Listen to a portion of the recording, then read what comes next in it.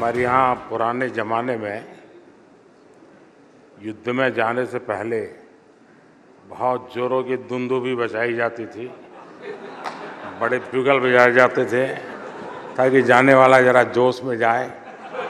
Thank you Das.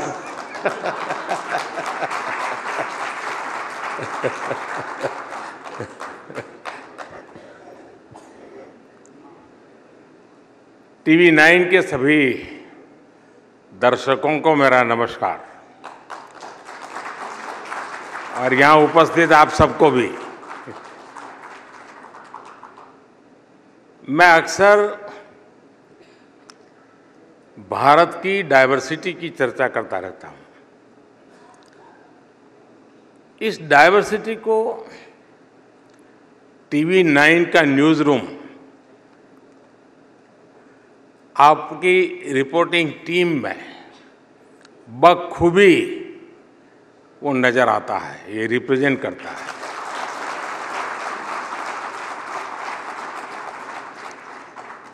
TV 9 के अनेक भारतीय भाषाओं में मीडिया प्लेटफॉर्म्स हैं। आप भारत की वाइब्रेंट डेमोक्रेसी उसके प्रतिनिधि भी हैं। मैं अलग अलग राज्यों में अलग अलग भाषाओं में टीवी 9 में काम करने वाले सभी पत्रकार साथियों का, आपकी टेक्निकल टीम का बहुत बहुत अभिनंदन करता हूं। साथियों, आज टीवी 9 की टीम ने इस समिट के लिए बड़ा इंटरेस्टिंग टॉपिक चुना है। India poised for the next big leap. और बिग लीप तो हम तभी ले सकते हैं जब हम जोश में हो, ऊर्जा से भरे हुए हो। कोई हताश निराश देश हो या व्यक्ति बिग लीप के बारे में सोच ही नहीं सकता। ये थीम ही अपने आप में ये बताने के लिए काफी है कि आज का भारत का आत्मविश्वास किस ऊंचाई पर है, आकांक्षा क्या है। अगर आज दुनिया को लगता है कि भारत एक बड़ा लीप लेने के लिए तैयार है, तो उसके पीछे 10 साल का एक पावरफुल लॉन्च पैड है।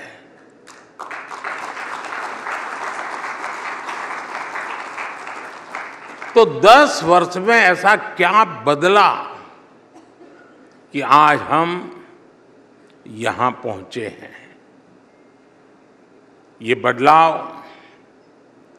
माइंडसेट का है, ये बदलाव सेल्फ कॉन्फिडेंस और ट्रस्ट का है, ये बदलाव गुड गवर्नेंस का, सुशासन का। साथियों, एक बहुत पुरानी कहावत है, मन के हारे हार है, मन के जीते जीत।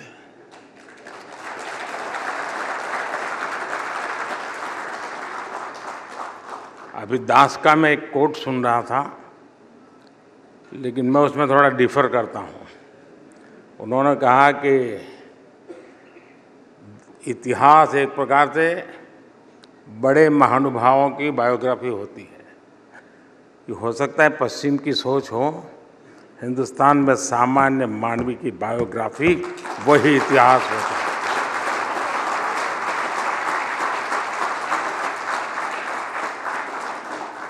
वो ही देश का सच्चा सामर्थ्य होता है।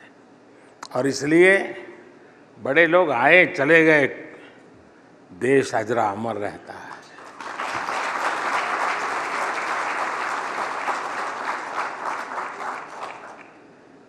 साथियों, हारे हुए मन से विजय मिलनी बहुत मुश्किल है। इसलिए पिछले 10 साल में माइंडसेट में जो बदलाव आया है, जो लीप हमने लिया है, वो वाकई अद्भुत है। आज के बाद दशकों तक जिन्होंने सरकार चलाई, उनका भारतीयता के सामर्थ्य पर ही विश्वास नहीं था। उन्होंने भारतीयों को अंडर एस्टिमेट किया, उनके सामर्थ्य को कम करके आंका। तब लाल किले से कहा जाता था कि हम भारतीय निराशावादी हैं, पराजय भावना को अपनाने वाले हैं। लाल किले से ही भारतीयों को आलसी कहा गया, मेहनत से जी चुराने वाला कहा गया। जब देश का नेतृत्व ही निराशा से भरा हुआ हो, तो फिर देश में आशा का संचार कैसे होता। इसलिए देश के अधिकांश लोगों ने भी ये मान लिया था कि देश तो अब ऐसे ही चलेगा। ऊपर से करप्शन, हजारों करोड़ के घोटाले, पॉलिसी पैरालिसिस, परिवारवाद, इन सब ने देश की नींव को तबाह करके रख दिया था। पिछले 10 वर्षों में हम उस भयावह स्थिति से देश को निकालकर यहां लाए हैं।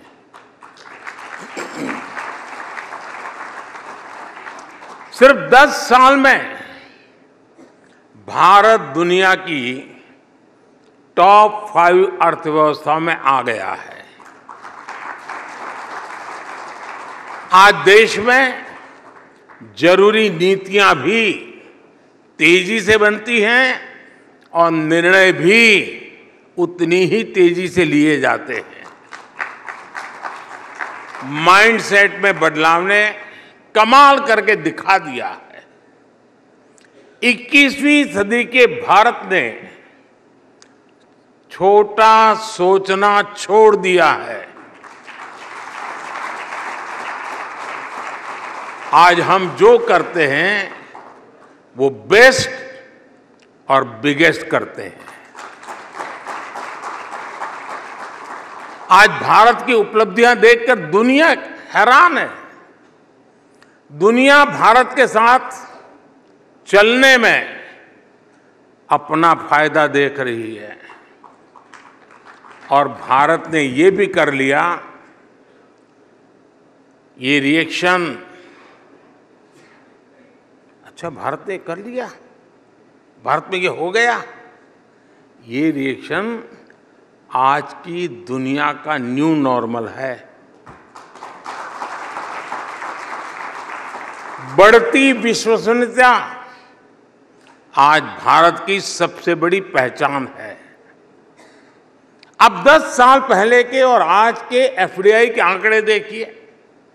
पिछली सरकार में 10 साल में $300 बिलियन की एफडीआई भारत में आई।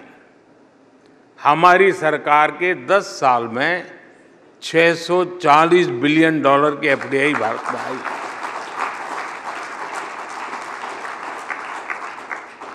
दस साल में जो डिजिटल क्रांति आई है, कोरोना के समय में वैक्सीन पर जो भरोसा बैठा है, आज टैक्स देने वालों की बढ़ती हुई संख्या हो, ये चीजें बता रही हैं कि भारत के लोगों का सरकार और व्यवस्था पर भरोसा बढ़ रहा है।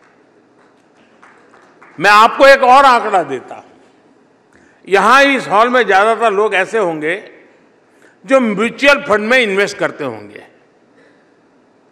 साल 2014 में देश में लोगों ने करीब 9 लाख करोड़ रुपए म्यूचुअल फंड में इन्वेस्ट कर रखे थे। अगर मैं साल 2024 की बात करूं तो आज देश के लोगों ने 52 लाख करोड़ रुपए, उससे भी ज्यादा म्यूचुअल फंड में इन्वेस्ट कर रखा है।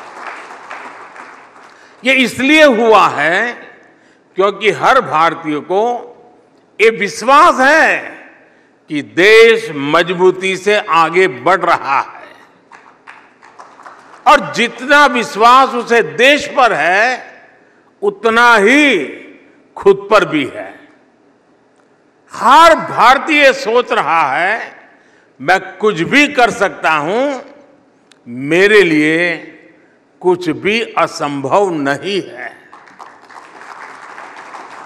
और ये बात टीवी 9 के दर्शक भी नोट करते होंगे कि अनेक लोगों का प्रेडिक्शन जहां अटक जाता है उससे भी कहीं ज्यादा बेहतर परफॉर्म करके हमने दिखाया है।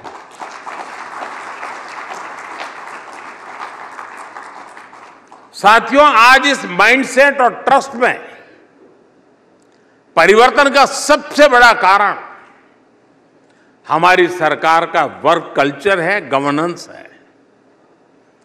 वही अफसर हैं, वही ऑफिस है, वही व्यवस्था है, वही फाइलें हैं, लेकिन नतीजे कुछ और आ रहे हैं। सरकार के दफ्तर आज समस्या नहीं, देशवासियों के सहयोगी बन रहे हैं। ये व्यवस्था आने वाले समय के लिए गवर्नेंस के नए आदर्श स्थापित कर रही है। साथियों, भारत के विकास को गति देने के लिए, बिग लीप लेने के लिए ये बहुत जरूरी था कि जिस गियर पर पहले भारत चल रहा था उस गियर को बदला जाए। पहले ही सरकारों में भारत किस तरह रिवर्स गियर में था, मैं आपको कुछ उदाहरण देता हूं। यूपी में 80 के दशक में सरयू नहर परियोजना का शिलान्यास हुआ था। ये परियोजना 4 दशक तक अटकी रही। 2014 में सरकार बनने के बाद हमने इस परियोजना को तेजी से पूरा किया। सरदार सरोवर योजना, उस परियोजना का शिलान्यास तो पंडित नेहरू ने 60 के दशक में किया था। 60 साल तक सरदार सरोवर डैम का काम ऐसे ही लटका रहा। सरकार बनने के बाद 2017 में हमने इस डैम का काम पूरा करके इसका लोकार्पण किया। महाराष्ट्र की कृष्णा कोयना परियोजना भी 80 के दशक में प्रारंभ हुई थी। साल 2014 तक ये भी ऐसे ही लटकी हुई थी। इस डैम का काम भी हमारी ही सरकार ने पूरा करवाया। साथियों, बीते कुछ दिनों में आपने अटल टनल के आसपास बर्फबारी की बहुत शानदार तस्वीरें देखी है। अटल टनल का शिलान्यास हुआ था 2002 में। 2014 तक ये टनल भी अधूरी लटकी हुई रही। इसका काम भी पूरा कराया हमारी सरकार ने और इसका 2020 में लोकार्पण किया गया। असम का बोगीबील ब्रिज भी आपको याद होगा। ये ब्रिज भी 1998 में स्वीकृत हुआ। सरकार में आने के बाद हमने इसे तेजी से पूरा कराया और 20 साल बाद 2018 में इसका लोकार्पण किया। ईस्टर्न डेडिकेटेड फ्रेट कॉरिडोर साल 2008 में स्वीकृत किया गया। ये प्रोजेक्ट भी लटकाता रहा और 15 साल बाद 2023 में हमने इसे पूरा कराया। मैं आपको ऐसे कम से कम 500 प्रोजेक्ट गिना सकता हूं। ऐसे सैकड़ों प्रोजेक्ट्स को 2014 में हमारी सरकार आने के बाद तेजी से पूरा कराया गया। प्रधानमंत्री कार्यालय में टेक्नोलॉजी की मदद से हमने एक आधुनिक व्यवस्था विकसित की है, प्रगति के नाम से है। हर महीने मैं खुद एक एक प्रोजेक्ट की फाइल लेकर बैठता हूं, सारा डेटा लेकर बैठता हूं, दशकों से अटके हुए प्रोजेक्ट की समीक्षा करता हूं और मेरे सामने ऑनलाइन सभी राज्यों के मुख्य सचिव और भारत सरकार के सभी सचिव पूरा समय मेरे सामने होते हैं। एक एक चीज का वहां एनालिसिस होता है। मैं पिछले 10 साल में 17 लाख करोड़ रुपए से ज्यादा के प्रोजेक्ट्स की समीक्षा कर चुका हूं। 17 लाख करोड़ रुपया, तब जाकर ये प्रोजेक्ट पूरे हुए। आप मुझे बताइए, जिस देश में पहले की सरकारें उस स्पीड से काम करती रही हो तो देश बिग लीप कैसे ले पाता। आज हमारी सरकार ने लटकाने भटकाने वाली उस पुरानी अप्रोच को पीछे छोड़ दिया है। मैं आपको हमारी सरकार के कुछ उदाहरण दूंगा। मुंबई का अटल सेतु, देश का सबसे बड़ा ब्रिज, सी ब्रिज, इसका शिलान्यास साल 2016 में हुआ। हमने कुछ सप्ताह पहले इसका लोकार्पण भी कर दिया। संसद की नई बिल्डिंग, इसका शिलान्यास साल 2020 में किया, पिछले ही साल इसका लोकार्पण हो गया। जम्मू एम्स का शिलान्यास साल 2019 में हुआ था, पिछले सप्ताह 20 फरवरी को इसका लोकार्पण भी हो गया। राजकोट एम्स का शिलान्यास 2020 में हुआ था, अभी कल ही इसका भी लोकार्पण हो गया। इसी तरह IIM संबलपुर का शिलान्यास साल 2021 में हुआ और साल 2024 में लोकार्पण हो गया। त्रिची एयरपोर्ट के नए टर्मिनल का शिलान्यास 2019 में हुआ और कुछ सप्ताह पहले इसका लोकार्पण भी हुआ।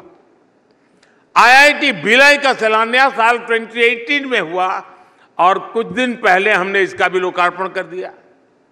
गोवा के नए एयरपोर्ट का शिलान्यास 2016 में हुआ और 2022 में इसका लोकार्पण भी हो गया। लक्षद्वीप तक समुद्र के नीचे ऑप्टिकल फाइबर बिछाना बहुत चैलेंजिंग माना जाता था। इस काम को हमने 2020 में शुरू करवाया और कुछ सप्ताह पहले इसे पूरा भी कर दिया। बनारस की बनास डेयरी का शिलान्यास साल 2021 में हुआ और कुछ दिन पहले इसका लोकार्पण हुआ। कल ही आपने द्वारिका में सुदर्शन सेतु की शानदार तस्वीर देखी है। हिंदुस्तान का सबसे लंबा केबल ब्रिज देश की शान बढ़ा रहा है। इसका भी शिलान्यास हमारी सरकार ने साल 2017 में किया था। मैं जो मोदी की गारंटी की बात करता हूं ना, उसका एक पहलू ये भी है।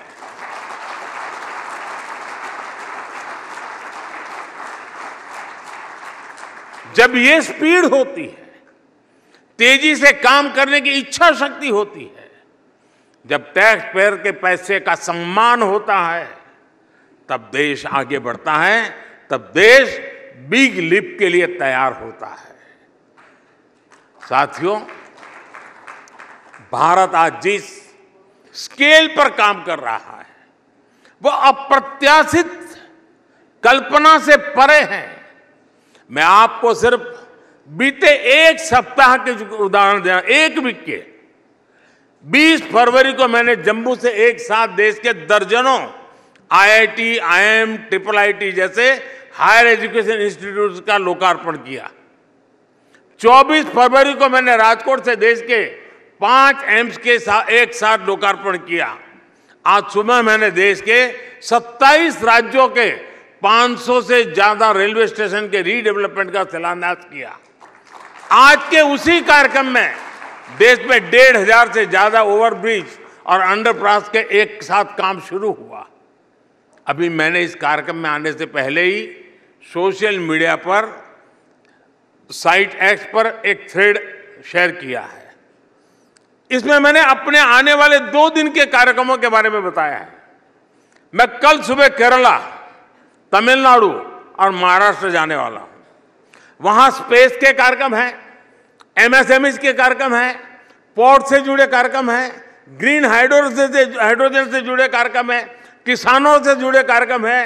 भारत ऐसी स्केल पर काम करके ही बिग लीप लगा सकता है।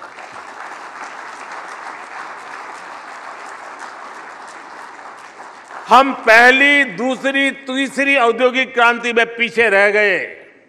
अब हमें चौथी औद्योगिक क्रांति में दुनिया का नेतृत्व करना है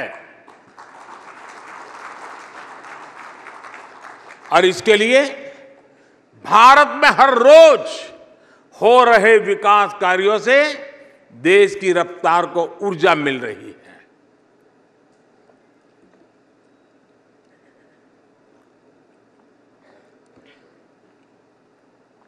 भारत में हर दिन, आप एक के बाद एक दिमाग जरा बराबर अलर्ट रखिए, भारत में हर दिन 2 नए कॉलेज खुले हैं। हर हफ्ते एक नई यूनिवर्सिटी खुली है। भारत में हर दिन 55 पेटेंट्स और 600 ट्रेडमार्क रजिस्टर किए गए हैं। भारत में हर दिन करीब 1.5 लाख मुद्रा लोन बांटे गए हैं। भारत में हर दिन 37 नए स्टार्टअप बने हैं। भारत में हर दिन 16,000 करोड़ रुपए के यूएई ट्रांजैक्शन हुए हैं। भारत में हर दिन 3 नए जन औषधि केंद्रों की शुरुआत हुई है। भारत में हर दिन 14 किलोमीटर रेलवे ट्रैक का निर्माण हुआ है। भारत में हर दिन 50,000 से अधिक एलपीजी गैस कनेक्शन दिए गए हैं।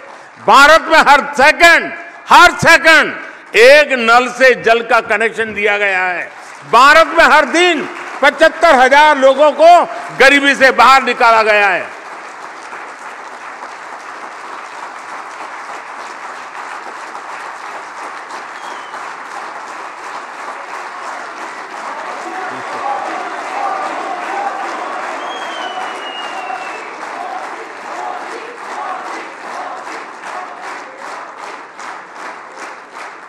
हमने तो हमेशा से ही गरीबी हटाओ के सिर्फ नारे सुने थे। किसने सोचा था कि 10 साल में 25 करोड़ लोग गरीबी से बाहर निकल आएंगे? लेकिन ये हुआ है और हमारी ही सरकार में हुआ है। साथियों, भारत में कंजम्पशन को लेकर हाल ही में एक रिपोर्ट आई है जिससे नए ट्रेंड का पता चलता है। भारत में गरीबी अब तक के सबसे कम स्तर पर यानी सिंगल डिजिट में पहुंच गई है। इस डेटा के मुताबिक पिछले 1 दशक की तुलना में कंजम्पशन 2.5 गुना बढ़ गया है। कंजम्पशन शहरों की तुलना में कहीं ज्यादा तेज गति से बढ़ा है। यानी गांव के लोगों का आर्थिक सामर्थ्य बढ़ रहा है, उनके पास खर्च करने के लिए ज्यादा पैसे हो रहे हैं। ये ऐसे नहीं हुआ है, ये हमारे उन प्रयासों का परिणाम है जिनका फोकस गांव, गरीब और किसान है। 2014 के बाद से हमारी सरकार ने गांवों को ध्यान में रखकर इंफ्रास्ट्रक्चर का निर्माण किया। गांव और शहर के बीच कनेक्टिविटी बेहतर हुई, रोजगार के नए अवसर तैयार किए गए, महिलाओं की आय बढ़ाने के साधन विकसित किए गए। विकास के इस मॉडल से ग्रामीण भारत सशक्त हुआ है। मैं आपको एक और आंकड़ा दूंगा। भारत में पहली बार कुल खर्च में भोजन पर होने वाला खर्च 50% से भी कम हो गया है। यानी पहले जिस परिवार की सारी शक्ति भोजन जुटाने में खर्च हो जाती थी, आज उसके सदस्य सारी चीजों पर पैसे खर्च कर पा रहे हैं। साथियों, पहले की सरकारों की एक और सोच थी कि वो देश की जनता को अभाव में रखना पसंद करती थी। अभाव में रह रही जनता को ये लोग चुनाव के समय थोड़ा बहुत देकर अपना स्वार्थ सिद्ध कर लेते थे। इसके चलते ही देश में एक वोट बैंक पॉलिटिक्स का जन्म हुआ। यानी सरकार केवल उसके लिए काम करती थी जो उन्हें वोट देता था। लेकिन साथियों, बीते 10 वर्षों में भारत इस स्कैर्सिटी माइंडसेट को पीछे छोड़कर आगे बढ़ चला है। भ्रष्टाचार पर लगाम लगाकर हमने ये सुनिश्चित किया है कि विकास का लाभ भारत के हर क्षेत्र को समान रूप से दिया जाए। हम पॉलिटिक्स ऑफ स्कैर्सिटी नहीं, गवर्नेंस ऑफ सैचुरेशन पर विश्वास करते हैं। हमने तुष्टीकरण न करके देशवासियों के संतुष्टीकरण का रास्ता चुना है। बीते 10 वर्षों में यही हमारा एक मंत्र है, यही हमारी सोच है, यही सबका साथ सबका विकास है। हमने वोट बैंक पॉलिटिक्स को पॉलिटिक्स ऑफ परफॉर्मेंस में बदला है। जब अभाव होता है तो करप्शन होता है, भेदभाव होता है। जब सैचुरेशन होता है तो संतुष्टि होती है, सद्भाव होता है। आज सरकार अपनी तरफ से घर घर जाकर लाभार्थियों को सुविधाएं दे रही है। अपने बीते समय में मोदी की गारंटी वाली गाड़ी के बारे में जरूर सुना होगा। देश में पहले कभी ऐसा नहीं हुआ कि सरकार के अफसर गाड़ी लेकर गांव-गांव जाए और पूछे कि सरकार की योजनाओं का लाभ आपको मिला या नहीं मिला। आज हमारी सरकार खुद लोगों के दरवाजे पर जाकर कह रही है कि सरकारी योजनाओं का लाभ उठाइए। इसलिए मैं कहता हूं, जब सैचुरेशन एक मिशन बन जाए तो हर प्रकार के भेदभाव की गुंजाइश खत्म हो जाती है। और इसलिए मैं कहता हूं कि हम राजनीति नहीं, राष्ट्र नीति पर विश्वास करने वाले लोग हैं। साथियों, हमारी सरकार नेशन फर्स्ट के सिद्धांत को सर्वोपरि रखते हुए आगे बढ़ रही है। पहले की सरकारों के लिए कोई काम नहीं करना, ये सबसे बड़ा आसान काम बन गया था। लेकिन इस वर्क कल्चर से ना देश बन सकता है और ना देश आगे बढ़ सकता है। इसलिए हमने देश हित में निर्णय लिए, पुरानी चुनौतियों का समाधान किया। आर्टिकल 370 की समाप्ति से लेकर, मैं मूवी की बात नहीं कर रहा हूं,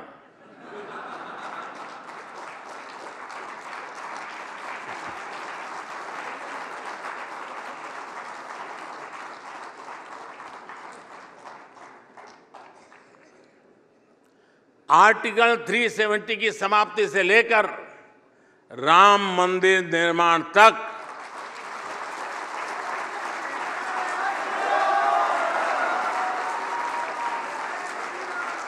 ट्रिपल तलाक के अंत से लेकर महिला आरक्षण तक, वन रैंक वन पेंशन से लेकर चीफ ऑफ डिफेंस स्टाफ का पद तक सरकार ने नेशन फर्स्ट की सोच के साथ ऐसे हर अधूरे काम पूरे किए। साथियों, 21वीं सदी के भारत को अपने आने वाले दशकों के लिए भी हमें आज ही तैयार करना होगा। इसलिए आज भारत भविष्य की योजनाओं में भी तेजी से आगे बढ़ रहा है। स्पेस से सेमीकंडक्टर तक, डिजिटल से ड्रोन तक, एआई से क्लीन एनर्जी तक, 5G से फिनटेक तक, भारत आज दुनिया की अगली कतार में पहुंच गया है।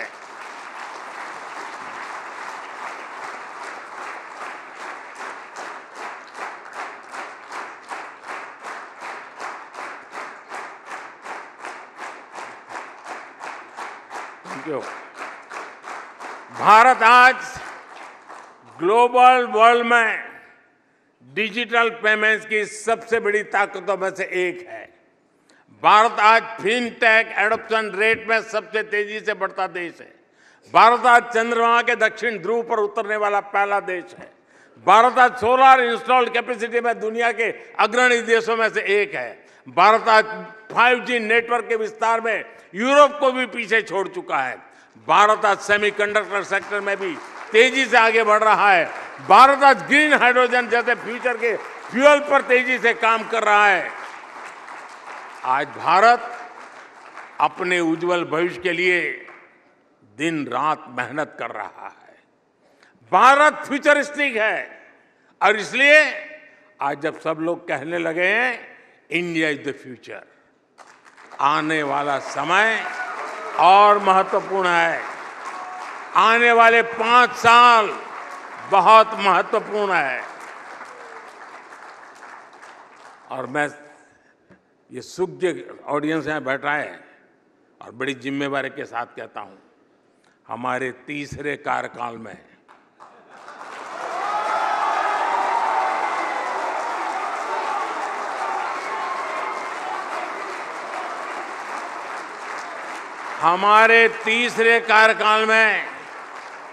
हमें भारत के सामर्थ्य को नई ऊंचाई तक पहुंचाना है। विकसित भारत की संकल्प यात्रा में आने वाले 5 वर्ष हमारे देश की प्रगति और प्रशस्ति के वर्ष है। इसी कामना के साथ और पूरे विश्वास के साथ ये सेमिनार होता या ना होता, बिग लिप जरूर होता।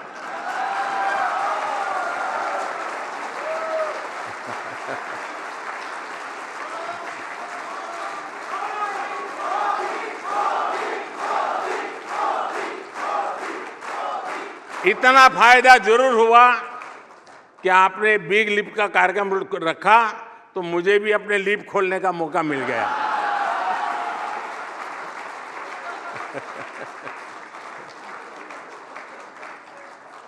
इस कार्यक्रम के लिए आपको ढेर सारी शुभकामनाएं। आप लोग सुबह से बैठ करके ब्रेनस्टॉर्मिंग करते होंगे तो कुछ हंसी खुशी की शाम भी हो गई। बहुत बहुत धन्यवाद।